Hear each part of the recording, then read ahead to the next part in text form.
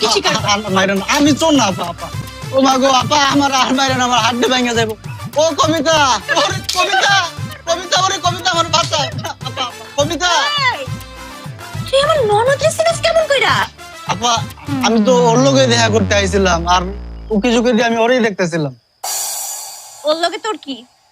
আপা আমি ওরে অনেক ভালোবাসি কালটা তোর লগে কথা হয় নাই তাই ওর একটু দেখতে আইছেন কবিতা, ও যা কইতেছে তা কি ঠিক?